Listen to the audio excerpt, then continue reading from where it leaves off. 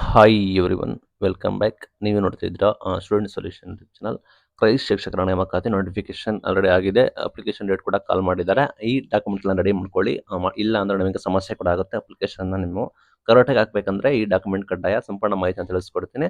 ಚಾನಲ್ಗೆ ಸಬ್ಸ್ಕ್ರೈಬ್ ಆಗಿ. ಕೆಲವೊಂದು ಡಾಕ್ಯುಮೆಂಟ್ಗಳು ಅಪ್ಲಿಕೇಬಲ್ ಆದರೆ ಮಾತ್ರ ನಿಮಗೆ ಎಲಿಜಿಬಲ್ ಅಂತ. ಫಾರ್ ಎಕ್ಸಾಂಪಲ್, ಸಮ್ ಕೋರ್ಸಸ್ಗಳಿಗೆ ಟಿ ಕಡ್ಡಾಯ ಇಲ್ಲ.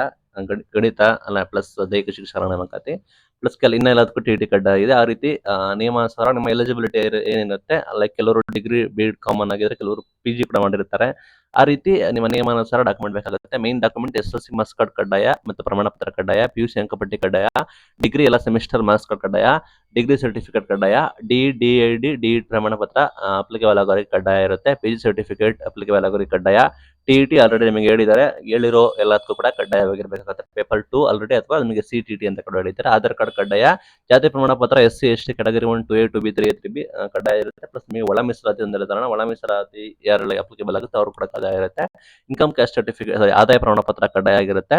ಮತ್ತೆ EWS ಸರ್ಟಿಫಿಕೇಟ್ ಯಾರು ಎಲಿಜಿಬಲ್ ಇದ್ದೀರಾ ಕೊಡೋದಡಿ ಅವರಿಗೆ ಕೂಡ EWS ಸರ್ಟಿಫಿಕೇಟ್ ಇದ್ರೆ ಕಡ್ಡಾಯ ಆಗಿರುತ್ತೆ. ಮತ್ತೆ ಯಾರೆಲ್ಲ ರೂರಲ್ ಅಭ್ಯರ್ಥಿಗಳಿಗೆ ರಿಸರ್ವೇಶನ್ ಕೂಡ ನಿಮ್ಗೆ ಗೊತ್ತಿರೋ ಗ್ರಾಮೀಣ ಅಭ್ಯರ್ಥಿಗಳಿಗೆ ಕೂಡ ಇದೆ, ಅದು ಕೂಡ ಕಡ್ಡಾಯ. ಕನ್ನಡ ಮಾಧ್ಯಮ ಪ್ರಮಾಣ ಪತ್ರ ಯಾರೆಲ್ಲ ಇದ್ದಾರೆ ಅಪ್ಲಿಕೇಬಲ್ ಆಗೋರು ಕೂಡ ಕಡ್ಡಾಯವಾಗಿರ್ಬೇಕಾಗುತ್ತೆ.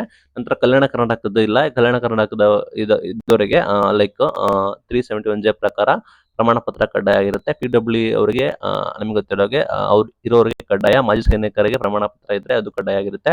ಸರ್ಕಾರಿ ಅರೆ ಸರ್ಕಾರಿ ನೌಕರರು ಅಪ್ಲಿಕೇಬಲ್ ಆಗಿದ್ರೆ ನೋ ಅಬ್ಜೆಕ್ಷನ್ ಸರ್ಟಿಫಿಕೇಟ್ ಇರಬೇಕಾಗುತ್ತೆ. ಪಾಸ್ಪೋರ್ಟ್ ಅದರ photo compulsory, scanner signature compulsory, voter ID, driving licence ಅಥವಾ ಪಾಸ್ಪೋರ್ಟ್ ರೀತಿ ಒಂದು ಐಡೆಂಟಿಫೈ ಪ್ರೂಫ್ ಕಂಪಲ್ಸರಿ. ಮತ್ತೆ ವ್ಯಾಲಿಡ್ ಮೊಬೈಲ್ ನಂಬರ್ ಮತ್ತು ಇಮೇಲ್ ಐಡಿ ಕೊಡಬೇಕಾಗುತ್ತೆ. ಅಧಿಸೂಚನೆ ಬಿಡುಗಡೆ ಆಗಿದೆ, ಆಲ್ರೆಡಿ ನಿಮಗೆ ಗೊತ್ತಿರೋ ನೋಡಬಹುದು.